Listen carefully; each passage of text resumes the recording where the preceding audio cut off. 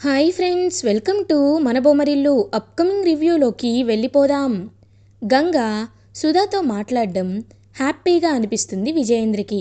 మన ఇంటికి భోజనానికి రమ్మని పిలవచ్చు కదమ్మా గంగా అని అడిగితే, నేను రేపు రాలేను కానీ టైం చూసుకొని ఖచ్చితంగా వస్తాను అని సుధా గారు చెప్తారు. ఇంకా అలా మార్నింగ్ అవ్వగానే సుధా గారు కాల్ చేయడంతో గంగ మళ్ళీ మాట్లాడుతూ ఉంటుంది. విజయేంద్ర అప్పుడే వస్తారు. అవునమ్మా గంగ, ఈరోజు నేను గుడికి వెళ్ళాలనుకుంటున్నాను, నువ్వు కూడా గుడికి వస్తావా అని అంటారు. అమ్మో నేనా? లేదమ్మా, ఎందుకంటే బాక్సింగ్ ట్రైనింగ్కి వెళ్ళాలి, మా ఆయన నన్ను చంపేస్తారు అని అంటుంది గంగ.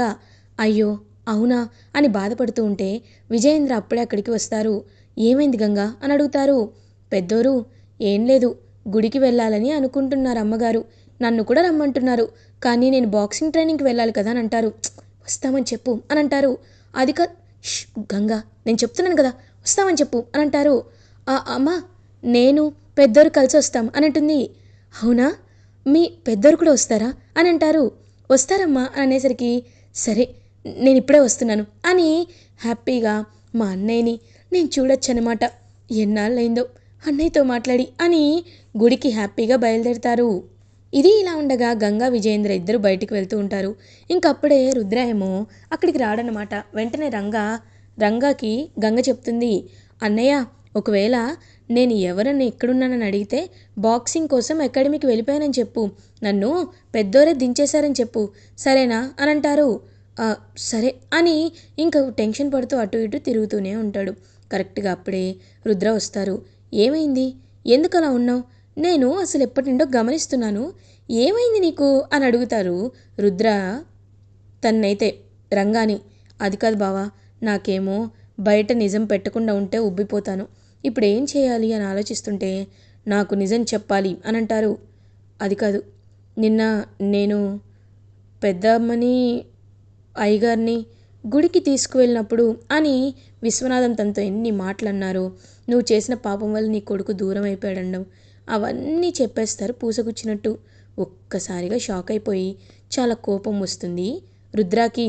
వాళ్ళ పెదనాన్నని ఎవరైనా అంత అవమానిస్తుంటే చాలా కోపం వచ్చి ఇంకా వెంటనే పిడికిలి బిగించి ఇప్పుడే ఇప్పుడే ఆయన సంగతి చూస్తానని బయలుదేరి వెళ్తారు. వెళ్ళి మిస్టర్ విశ్వనాథం గారు అని అంటారు. ఏంటి ఇలా వచ్చావు? ఓ, మీ పెదనాన్న నన్ను కొట్టమని పంపించాడా, లేకపోతే చంపమని పంపించాడా? మీ పెదనాన్నకు అలవాటేగా అని అంటారు విశ్వనాథం. చూడండి, లిమిట్స్ క్రాస్ చేసి మాట్లాడుతున్నారు మీరు.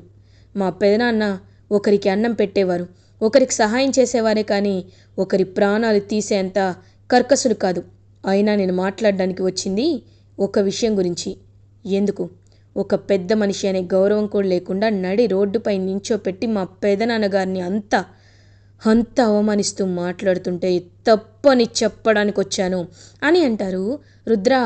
ఓ, ఆ విషయం నీకు మీ పెదనాన్న చెప్పాడా అని అంటారు. చెప్తే నిన్నే మీ దగ్గరికి వచ్చేవాడిని అని అంటారు. మరి అదే నేను చెప్పేది.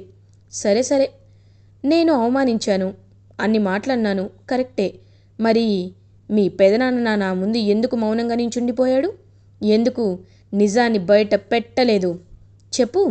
మీ పెదనాన్న నీతో చెప్పుకోలేనంత అవమానంగా ఎందుకు ఫీల్ అయ్యాడు? వెళ్ళి కారణమేంటో మీ పెదనాన్ననే అడుగు, ఆయన చెప్తాడు అని అంటారు రుద్ర. వెంటనే ఇంకా పరుగున బయలుదేరుతూ ఉంటే, అవును, పెదనాన్న ఎక్కడ రంగా అని అడుగుతారు. పెద్ద మావయ్య గంగని తీసుకొని గుడికెళ్ళారు బావా అని అంటారు. సరే పద వెళ్దాం అని ఇద్దరు కలిసి గుడికైతే బయలుదేరుతారు.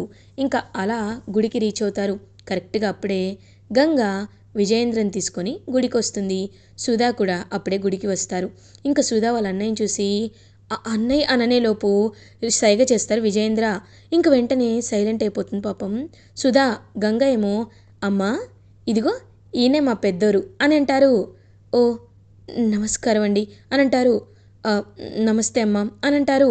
మా పెద్దోరు చాలా మంచోరు అని చెప్పి ఇంకా ఎంతో హ్యాపీగా చెప్తూ ఉంటే అదంతా విని మా అన్నయ్య గురించి ఈ గంగ నాకే చెప్తుంది, మా అన్నయ్య ఎలాంటివాడో నాకు తెలీదా అని పాపం ఎంతో హ్యాపీగా చూస్తూ ఉంటారు.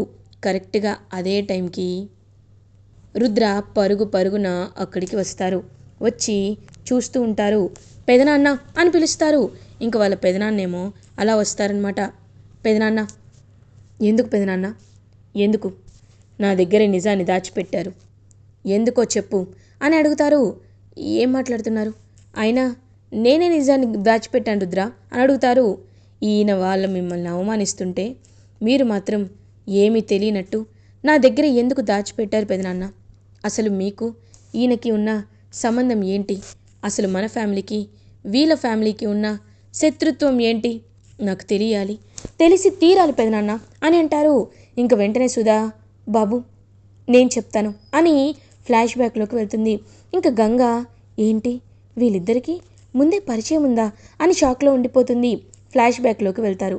ఫ్లాష్ బ్యాక్ స్టార్ట్ అవ్వగానే విజయేంద్రకి ఒక తమ్ముడు, ఇద్దరు తమ్ముళ్ళు, ఒక చెల్లెలు. తమ్ముళ్ళు ఇద్దరు రాజేంద్ర ప్రతాప్, రాఘవ అండ్ ఈ చెల్లెలు సుధా. కాబట్టి వీళ్ళు ఎంతో సంతోషంగా ఉంటారు. ఒకరోజు సుధా కాలేజ్కి వెళ్ళి వస్తూ ఉన్నప్పుడు విశ్వనాథం గారిని ప్రేమిస్తుంది. ఇద్దరు ప్రేమించుకుంటారు. కానీ పెళ్ళి చేసుకోవాలి అని అనుకునే లోపు విజయేంద్రకి ఒక మంచి సంబంధం చూస్తారు. విజయేంద్ర, ఇతను నిన్ను మహారాణిలా చూసుకుంటారమ్మా అంటే, నేను విశ్వనాథాన్ని ప్రేమిస్తున్నాను అని అంటుంది. చాలా కోపం వస్తుంది. ఎందుకంటే నేను పెళ్లి చేస్తానని కూడా మాట ఇచ్చేశాను, కానీ అతనికి ఊరు లేదు, పేరు లేదు, ఎక్కడుంటాడో తెలీదు. అతనికి సరైన ఒక అవకాశం కూడా, ఒక ఉద్యోగం కూడా లేదు. ఎప్పుడూ ఆ బాక్సింగ్లోనే ఉంటాడు. అలాంటిది తన్ని ఎలా నమ్మి అతని వైపు వెళ్తావమ్మా? ఒకవేళ వెళ్ళినా అతను నిన్ను బాగా చూసుకుంటాడని నమ్మకం ఏంటి అని గట్టిగా అడుగుతారు విజయేంద్ర. వెంటనే శకుంతల, ఏంటండి ఇంకా ఆయనతో అలా కబుర్లు చెప్తున్నారు, వెంటనే తనకి పెళ్లి చేసేయాలి బలవంతంగా అని అంటారు. వద్దు, అలా చేయకూడదు, అయినా మర్చిపోమా, అతన్ని మర్చిపో అని విజయేంద్ర సుధాకి చెప్తారు. ఆయన్ని మర్చిపోవాలంటే నేను చచ్చిపోవాలి, కానీ మర్చిపోలేను అన్నయ్య అని లోపలికి వెళ్ళిపోతుంది. ఇంకా శకుంతలకి చాలా కోపం వస్తుంది. అలా ఇంకా దొంగతనంగా వెళ్ళి అప్పటికీ కలుస్తూనే ఉంటారనమాట విజయేంద్రని. ఇదంతా ఎవరైతే ఈ విజయేంద్ర దగ్గర పనిచేస్తున్న నాగభూషణం అంటే వీరు వాళ్ళ నాన్న ఇదంతా వింటూ ఉంటాడనమాట.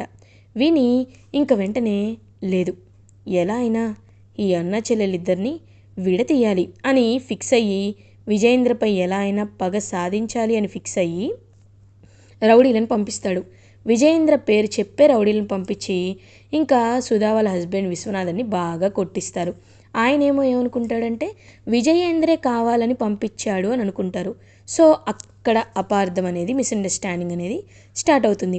వెంటనే సుధని తీసుకొని ఇంటికి వచ్చి, చూడండి ఇప్పుడు చెప్తున్నాను, సుధ నా భార్య, సుధ మెళ్ళో నేను తాళి కట్టాను, ఇప్పుడు మీరు నన్ను ఏం చేయగలరు, నాపై హత్యాయత్నం చేయడానికి మీకు ఎంత ధైర్యం అని చెప్పి ఇంకా అలా సుధని తీసుకొని అక్కడి నుండి వెళ్ళిపోతారు. ఆయన ఇన్ రివర్స్లో వీళ్ళు నాపై మర్డర్ అటాక్ చేశారని కేసు కూడా పెట్టడంతో ఇంకా పోలీసులు వచ్చి పాపం విజయేంద్ర ప్రతాప్ని అరెస్ట్ చేస్తారు. అండ్ ఇదంతా జరిగింది అని శకుంతల అప్పటి నుండి కోప్పడతారు. అండ్ ఇటువైపేమో సో ఇంకా అలా ఫ్లాష్ బ్యాక్ అయితే ఎండ్ అయిపోతుంది. ఇదంతా తెలుసుకుంటాడు రుద్ర. మా ఇద్దరి మధ్య అపార్థాలు వచ్చాయి, నా పేరు చెప్పి రౌడీలను ఎవరు పంపించారో నాకు తెలీదు, కానీ ఇప్పటి వరకు విశ్వనాథం మాత్రం నేనే రౌడీలను పంపించానని అనుకుంటున్నారు. ఈ విషయాన్ని వాడికి నిరూపించేలాంటి ప్రయత్నం కూడా నేను చేద్దామన్నా వాళ్ళిద్దరూ చచ్చిపోయారని అనుకున్నాను అని అంటారు. పెదనాన్న, మీరు చెప్పిన దాన్ని బట్టి చూస్తుంటే ఆయన మంచివారే, కానీ ఆయన మిమ్మల్ని అపార్థం చేసుకున్నారు. ఆ అపార్థాన్ని నేను తొలగిస్తాను. మీ ఇద్దరి మధ్యలో మళ్ళీ ఎనలేని అనుబంధాన్ని నేను తీసుకొస్తాను. అత్తయ్య, రుద్ర ప్రతాప్గా, మీ అన్నయ్య కన్న కొడుకుగా నేను మీకు మాటిస్తున్నాను.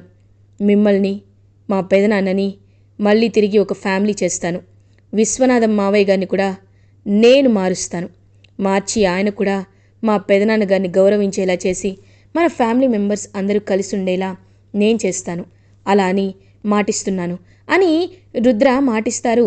ఇంకా సుధా చాలా హ్యాపీగా ఫీల్ అవుతుంది. రుద్ర, నిన్ను చూస్తుంటే నాకు అన్నయ్యని చూసినట్టే అనిపిస్తుంది.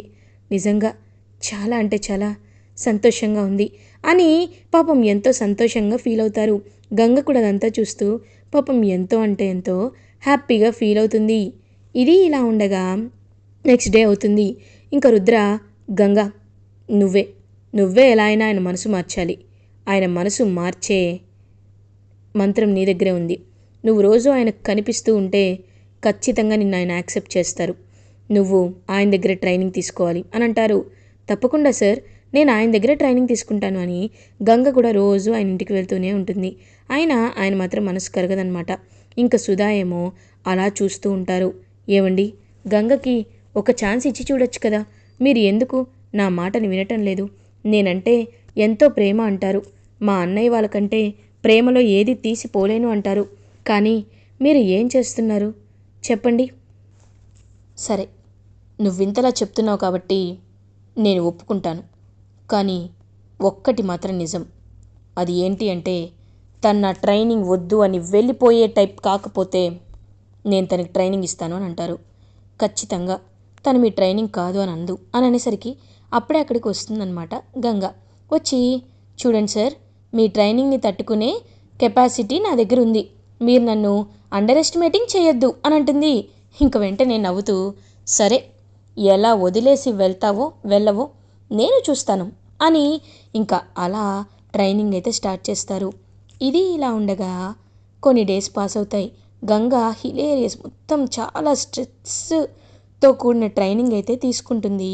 రుద్రప్రతాప్ భార్యగా ఒక బాక్సింగ్ ఛాంపియన్ అవ్వాలి అనే కలతో ఆయన దగ్గర, విశ్వనాథం దగ్గర, ఇంకా విశ్వనాథం ఎంతో అంటే ఎంతో హ్యాపీగా ఫీల్ అవుతారు. ఇది ఇలా ఉండగా రుద్ర వీరు దగ్గరికి వస్తారు. వీరు, బావగారు, బిజినెస్ ఏదో అని అనేలోపు, మన ఫ్యామిలీ బిజినెస్సే, చూసుకో, అది ఏంటంటే ఇటు చూడు అని అనేసరికి ఒక పార్ట్నర్ని పిలిపిస్తారు. ఇంకా పార్ట్నర్ ఎవరో కాదు, రుద్ర క్లోజ్ ఫ్రెండ్ అనమాట.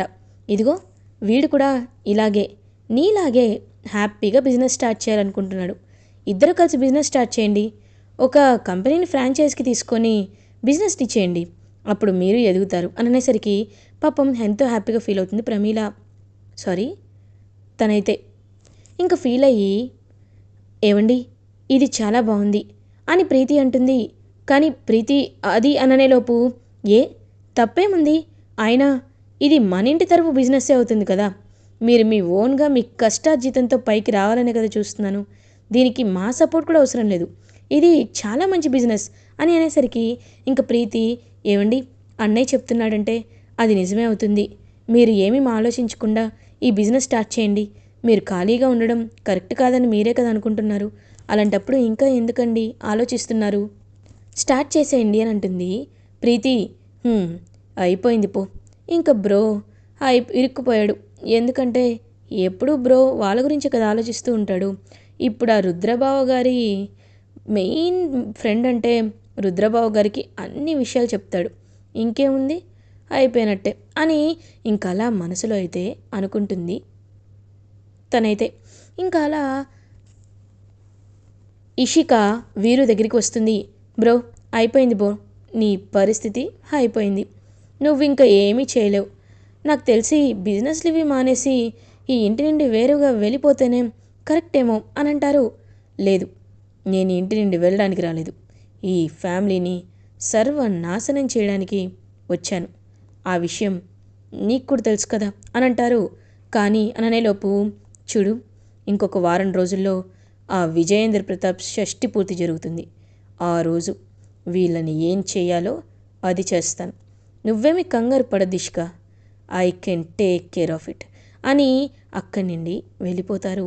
ఇంకా అలా ఇషిక కూడా చూస్తూ ఉంటుంది.